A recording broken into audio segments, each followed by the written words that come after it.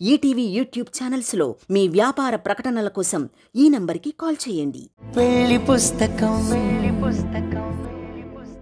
అమ్మ అని పిలిచే సాక్షి ఇంట్లో నుంచి వెళ్ళిపోయిందని నా కొడుకు కూడా ఆమెని వెతుక్కుంటూ వెళ్ళిపోయాడు.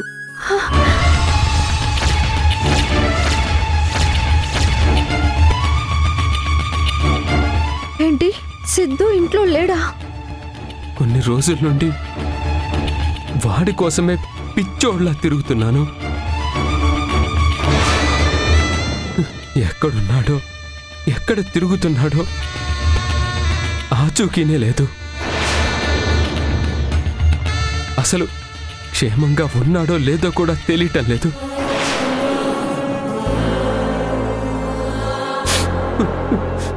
తప్పు నాదే, ఒప్పుకుంటున్నాను. కానీ ఆ శిక్షని నా కొడుకు ఎందుకు తల్లి? నాకు వెయ్యి, నేను అనుభవిస్తాను.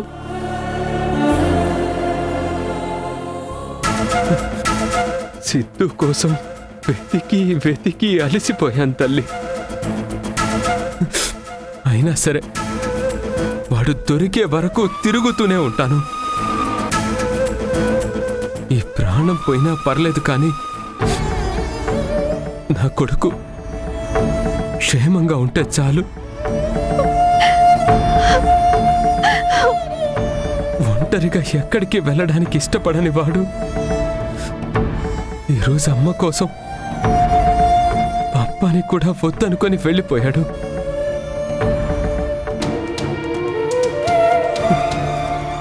నా కొడుకు నాకు తొందరగా దొరికేట్టు వాడికి ఏ కష్టం కలగకుండా చూడు తల్లి, చూడు.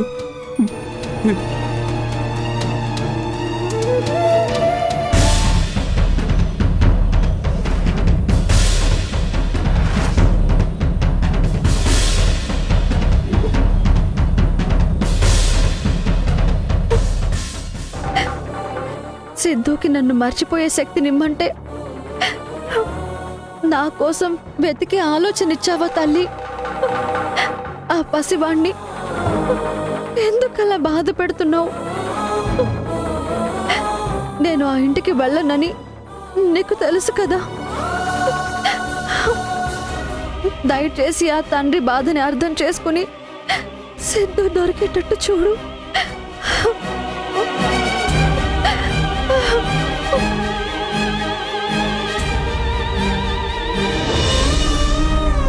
అమ్మా, సిద్ధు ఇంట్లో నుంచి వెళ్ళిపోయాడంట. వెళ్ళిపోవడం ఏంటి? ఎవరు చెప్పారు? నందు గారు. నందునా? అతన్ని కలిసావా? నీతో మాట్లాడా? నాతో కాదమ్మా, గుడికొచ్చి దేవుడు ముందు బాధపడుతూ మాట్లాడుతుంటే విన్నాను. ఇంట్లో ఉన్న వాళ్ళని దూరం చేసుకుంటే మాట్లాడడానికి దేవుడు తప్ప ఎవ్వరూ మిగల్లేదన్నమాట. ఆయన గురించి ఎందుకమ్మా? ముందు సిద్ధు ఎక్కడున్నాడో కనిపెట్టాలి. ఆ పని చేయడానికి వాళ్ళ నాన్న ఉన్నాడు కదమ్మా, నువ్వెందుకు కంగారు పట్టావు? సిద్ధు గురించి నువ్విలా ఎక్కువ ఆలోచించడం, నీది కాని బాధ్యత తీసుకోవడం వల్లే మన పరిస్థితి క్వార్టర్స్ నుంచి గుడికి చేరింది. పాఠాలు చెప్పాల్సిందానివి అకౌంట్స్ చూస్తున్నావు. అలాంటిది నువ్వు మళ్ళీ అదే తప్పు చేస్తానంటే నేను ఒప్పుకోనమ్మా. అమ్మా, నిజం చెప్పు. అభిలాష నా మీద పగబట్టిందే తప్ప సిద్ధు విషయంలో నేను ఒక టీచర్ లాగానే ప్రవర్తించాను. ఆ ఇంటికి నేను కావాలని వెళ్ళలేదు. సిద్ధు బతిమాలితే, నందు గారు రమ్మని అడిగితే నిన్ను అడిగే సరే అన్నాను. సిద్ధు అమ్మ అని పిలిస్తే వాడి ప్రేమని కాదనలేక ఒప్పుకున్నాను. నువ్వు నా కన్న తల్లిలా కాదు, ఒక పరాయి మనిషిగా నా స్థానంలో ఉండి ఆలోచించమ్మా. నేను చేసింది తప్పో ఒప్పో నీకే అర్థమవుతుంది. సరే, తప్పొప్పులు పక్కన పెట్టు.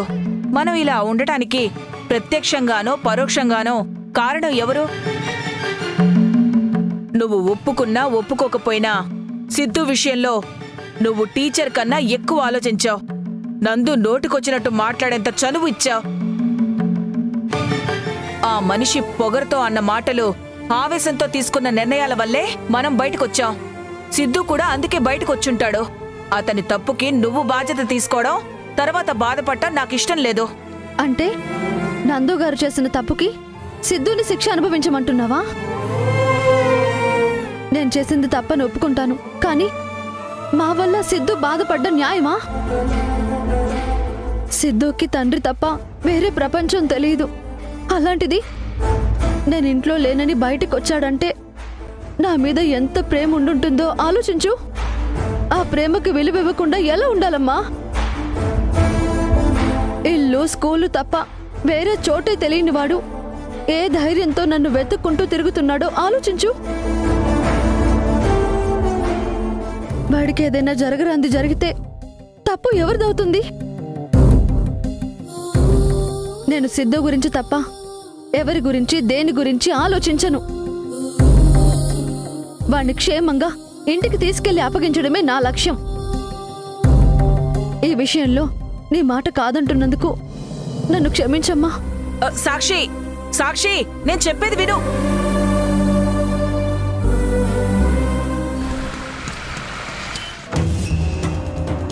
ఈ ప్రాజెక్ట్ కోసం నేనేం చేశానో మీకు బాగా తెలుసు. ఆ నమ్మకంతోనే రిక్వెస్ట్ చేస్తున్నాను. ఎలాగైనా సరే ఈ ప్రాజెక్ట్ మాకు వచ్చేలా చూడండి. కళ్యాణ్ గారు, ఆల్రెడీ మా టీంతో మాట్లాడాను. అంతా పాజిటివ్ గానే ఉంది. ఇవాళో రేపో మీ ప్రాజెక్ట్ ఓకే అయిందని కాల్ వస్తుంది. Thank you so much. Project almost మనకు ఓకే అయింది. కంగ్రాచులేషన్స్ సార్, మీరు అనుకున్నది సాధించారు సార్. Thank you. మన బాస్ కమిట్ అవుతే కాంపిటీషనే ఉండదు. Excuse me, may I come in? నువ్వు నన్ను పర్మిషన్ అడగటం ఏంటి హారిక? Please come.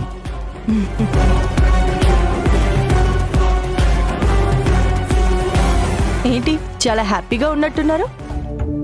నువ్వు వచ్చిన వేళ విశేషమే ఇదంతా. ఇలా ఆఫీస్కి వచ్చావు. చాలా రోజుల నుంచి వెయిట్ చేస్తున్న ఒక ప్రాజెక్ట్ కన్ఫర్మ్ అవ్వబోతుందన్న గుడ్ న్యూస్ విన్నాను. Oh really? Congrats Kalyan. Thank you Harika. ఏ ప్రాజెక్ట్ ఓకే అయింది? కంపెనీ పేరేంటి? మీరంతా వెళ్ళండి. ఏమైనా అప్డేట్స్ ఉంటే ఇన్ఫార్మ్ చేస్తాను. Okay sir.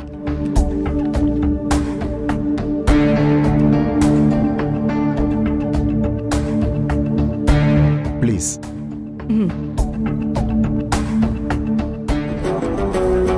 హారిక, ఇది చాలా కాన్ఫిడెన్షియల్ విషయం.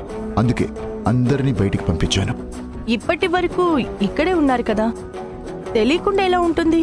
వాళ్ళకి ఒక ప్రాజెక్ట్ గురించి ట్రై చేస్తున్నాను అని తెలుసు, కానీ ఆ డీటెయిల్స్ చెప్పలేదు. ఓ, ఇలాంటి విషయాల్లో సీక్రెసీ మెయింటైన్ చేయాలి. కట్టుకున్న భార్యకి కన్న బిడ్డలకి కూడా మనం ఈ డీటెయిల్స్ షేర్ చేయకూడదు. Wow, very impressive. నీ నుండి చాలా నేర్చుకోవాలి కళ్యాణ్. ఏదో నీ అభిమానం. ఓకే కళ్యాణ్, ఇక నేను వెళ్తాను. నాకు చిన్న పనుంది. హారిక, ఎక్కడికి? ఇంటికి. ప్రాజెక్ట్ డీటెయిల్స్ అడిగావు, తెలుసుకోకుండానే వెళ్తానంటే ఎలా? అంటే సీక్రెట్గా ఉండాలన్నావు కదా, అందుకే నాకు కూడా చెప్పవేమో అని. కమాన్ హారిక, నువ్వు నాకు అందరికన్నా ఎక్కువ. నీ దగ్గర ఎప్పుడు ఏ సీక్రెట్ దాయలేదు. ఇది ఎంఎం గ్రూప్ సోలార్ ప్రాజెక్ట్. చాలా కాలం నుంచి వేరే కంపెనీతో టైఅప్ అయి ఉన్న వాళ్ళని నా వైపు తిప్పుకున్నాను. ఓ కళ్యాణ్, యూర్ జీనియస్. ఈ డీలింగ్ విలువ తెలియక ట్రీట్ అన్నాను, కానీ ఇప్పుడు మాత్రం పెద్ద పార్టీనే ఇవ్వాలి. షూర్ హారిక. ఓకే కళ్యాణ్.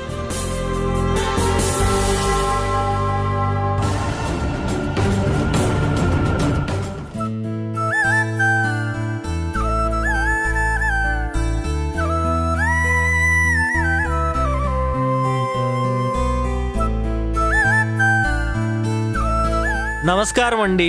నమస్కారం పంతులు గారు, ఎలా ఉన్నారు? దేవుడు లాంటి ధర్మకర్త మీరుండగా మాకేం లోటు ఉంటుందండి? గర్భగుడిలో దేవుడుండగా నన్ను దేవుడితో పోలుస్తారేంటండి? తప్పు. అవును, ఎవరో కొత్త వాళ్ళని అకౌంటెంట్గా పెట్టారని చెప్పారు కదా, ఒకసారి పలకరించి వెళ్దామని వచ్చాను. మీరిక్కడే ఉండండి, నేను వెళ్ళి పిలుచుకొస్తాను.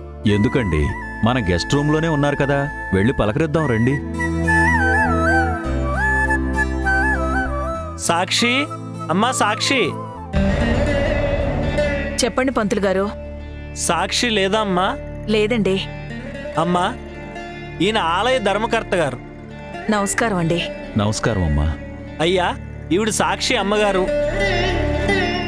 మీ గురించి అంతా చెప్పానమ్మా. ఒకసారి పలకరించి వెళ్దామని వచ్చారు. సాక్షి ఎక్కడికి వెళ్ళిందమ్మా? అంటే అది ఫోన్ పాడైపోతే బాగు చేయించుకోవడానికి వెళ్ళింది. ధర్మకర్త గారు వస్తున్నారు, ఎక్కడికి వెళ్ళొద్దని చెప్పాను కదమ్మా. నా గురించే కాదు పంతులు గారు, భక్తులొచ్చే టైంలో బయటికి వెళ్ళడం ఏంటి? మధ్యాహ్నం ఖాళీగా ఉంటుంది, అప్పుడు వెళ్ళొచ్చు కదా.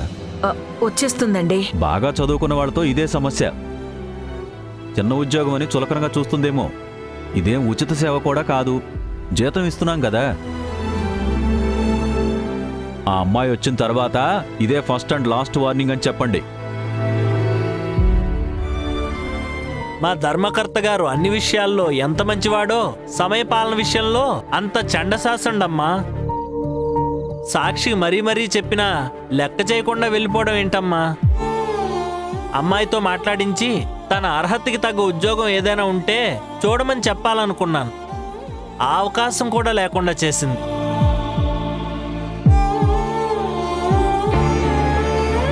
నేను ఎక్కడికి వెళ్ళానో తెలియకుండా నా కోసం ఎలా వెతుకుతున్నావు సిద్ధు?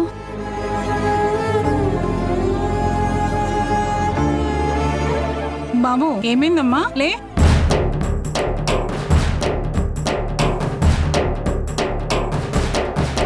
పాపం చిన్నపిల్లాడు కళ్ళు తిరిగి పడిపోయాడు. ఆ బాబుతో అమ్మా నాన్న ఎవరూ లేరు. కొంపదీసి సిద్ధువా?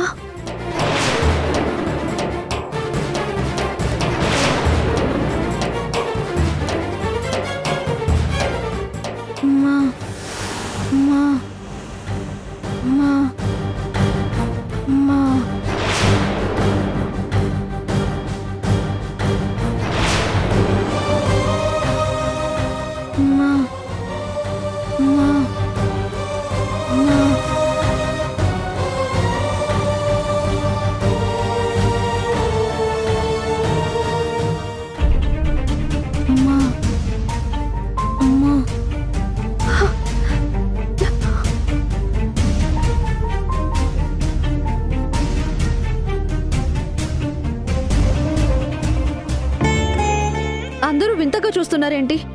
ఇంతమంది ఉన్నారు. చిన్న పిల్లాడికి సహాయం చేయాలన్నా ఇంగిత జ్ఞానం కూడా లేదా మీకు?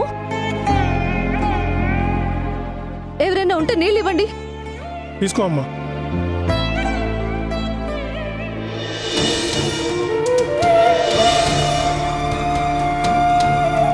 బాబు, బాబు ఇటు చూడు. తాగు.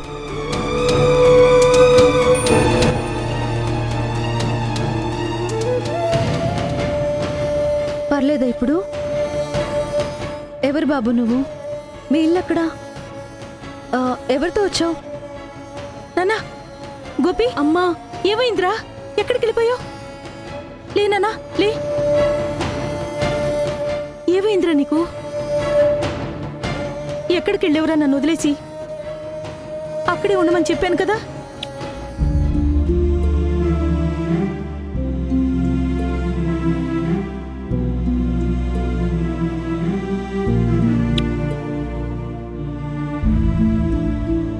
బాబుని ఒంటరిగా ఎక్కడికి పంపించారండి?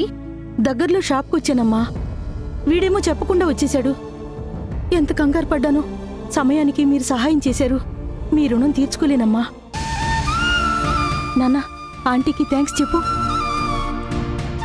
Thanks aunty. ఇంకెప్పుడు అమ్మని వదిలి ఎక్కడికి వెళ్ళకూడదు, సరేనా? Okay aunty. Very good.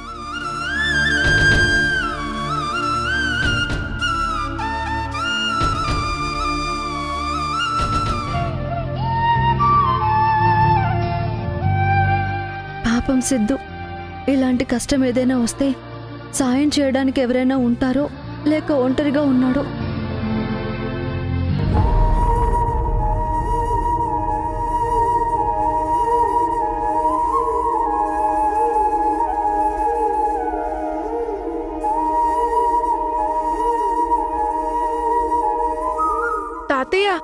ఇప్పుడు అమ్మ మొహం కొంచెం కనిపిస్తుంది. ఏది చూడ నువ్వు? నేను చూపించను. నీకిస్తే మళ్ళీ ఫోటో ఎక్కడైనా పడేస్తావు. ఓ వాయుదేవా, నీ వల్ల ఎంత నింద మోయాల్సి వస్తుంది. సరే నాకొద్దు కానీ అక్కడున్న వాళ్ళకి ఎవరికన్నా చూపించు, తెలిస్తే చెబుతారు. పద.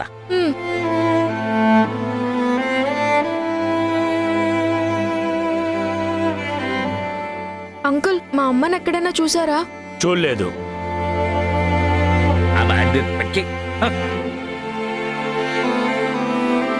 అన్నా, మా అమ్మని ఎక్కడైనా చూసారా? చూడలేదు. చూడలేదు బాబు.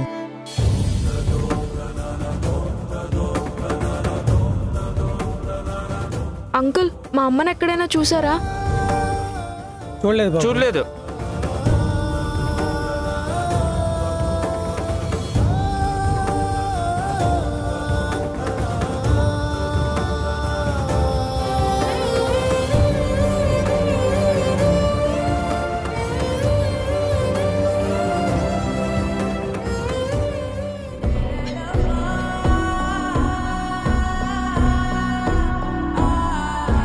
ఆంటీ, మా అమ్మని ఎక్కడైనా చూసారా?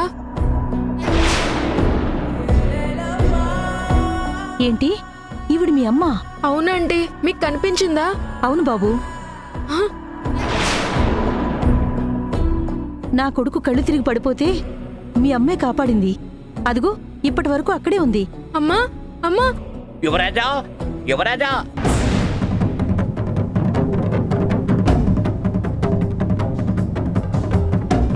అమ్మా, అమ్మా. తాతయ్య, మా అమ్మ ఇక్కడే ఉందని ఆవిడ చెప్పింది. ఎక్కడా కనిపించడం లేదేంటి? వెళ్ళిపోయిందేమో యువరాజా. నన్ను కలవకుండా, నాతో మాట్లాడకుండా ఎలా వెళ్ళిపోతుంది తాతయ్య? నాకు అమ్మని చూడాలనుంది తాతయ్య. అమ్మా, అమ్మా, అమ్మా. ఏడవకు యువరాజా. మనం వెతుకుతున్న మీ అమ్మగారు ఈ ఊర్లోనే ఉందని తెలిసింది కదా, అది మంచి వార్త.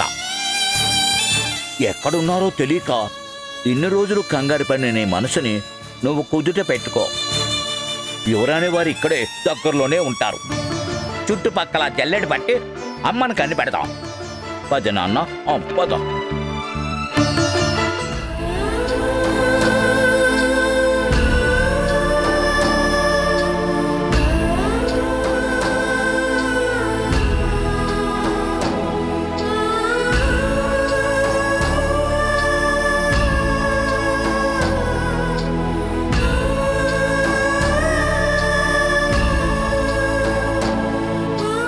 ఈరోజు 7వ తారీఖు.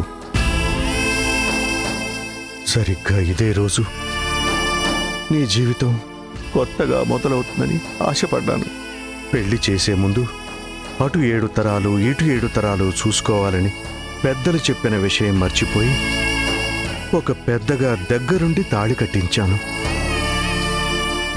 కళ్యాణ్తో పెళ్లి జరిగితే నీ జీవితం 7 రంగుల ఇంద్రధనుస్సులా ఉంటుందని మురిసిపోయాను. కానీ తేదీలో ఉన్న 7 మన కుటుంబానికి ఏడుపు మిగులుస్తుందని అస్సలు ఊహించలేకపోయాను.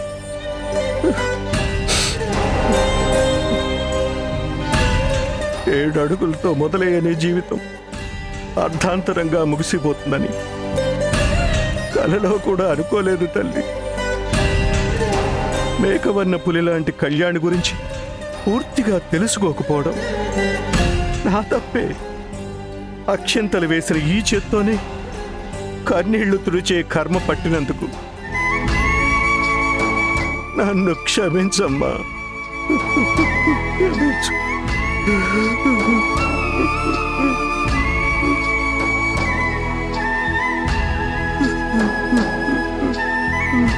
అయ్యగారు, భోజనానికి రండి అయ్యగారు.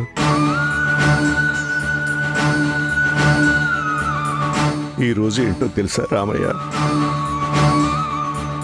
మంచితనం ముసుగులో ఉన్న మోసం గెలిచిన రోజు. నా పెద్దరికం, నమ్మకం రెండు పచ్చని పందిరి సాక్షిగా సమాధైన రోజు. కళ్ళల్లో పెట్టుకుని పెంచుకున్న కూతుర్ని కసాయి వాడికి బలి చేసిన పాపపు రోజు. నీహారిక కళ్యాణ్ల పెళ్లి రోజు రామయ్య. తెలియక జరిగిన పొరపాటుకి మిమ్మల్ని మీరలా మానసికంగా శిక్షించుకోవడం ఎందుకు? ఇంతమంది మంచి మనుషుల మధ్య ఒంటరిగా బాధపడుతూ నన్ను నేను నిందించుకోకుండా శిక్షించుకోకుండా ఎలా ఉండగలను రామయ్య? ఆ కళ్యాణ్ చేసిన పాపాలకి ఖచ్చితంగా ఏదో ఒక రోజు శిక్ష పడుతుందయ్యా. ఆ నీచుడికి శిక్ష ఒక్కరోజే, కాని నా కట్టె కాలే వరకు ఈ కన్నీళ్లు నా గుండెని కాలుస్తూనే ఉంటాయి. ఊపిరి ఉన్నంత కాలం చేసిన పాపం గుర్తొస్తూనే ఉంటుంది. చావు తప్ప నా జీవితానికి మనశ్శాంతి ఇచ్చే శిక్షే లేదు రామయ్య. ఆ రోజు కోసమే ఎదురు చూస్తున్నాను.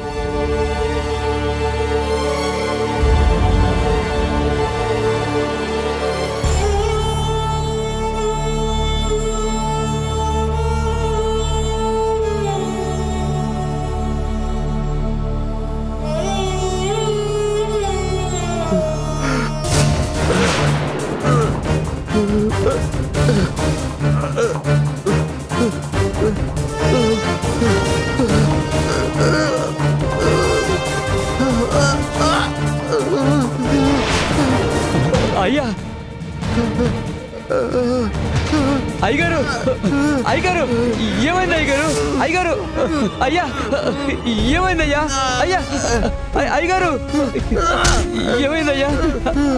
అయ్యగారు, అయ్యగారు, తనుజమ్మా, టేటమ్మా, త్వరగా రండి. అయ్యగారు, అయ్యగారు, ఏమైందయ్యా? అయ్యగారు,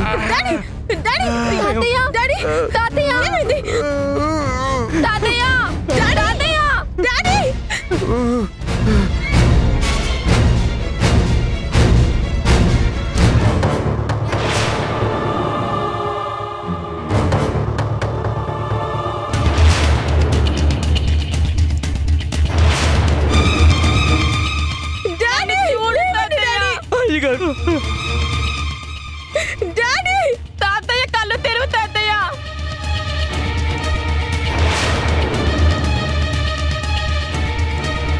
డాడీ హెల్త్ కండిషన్ అస్సలు బాగోలేదు. డాక్టర్ గారు క్రిటికల్ గా ఉందని చెప్పారు. హాస్పిటల్ కి తీసుకువెళ్ళినా ఏ ప్రయోజనం లేదంటున్నారు.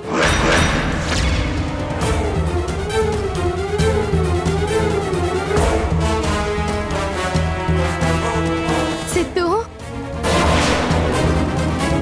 సిద్ధు, ఈటీవీ విన్ యాప్ రోజుకి కేవలం రూపాయి మాత్రమే. ఇప్పుడే ఈటీవీ విన్ యాప్ డౌన్లోడ్ చేసి సబ్స్క్రైబ్ చేయండి.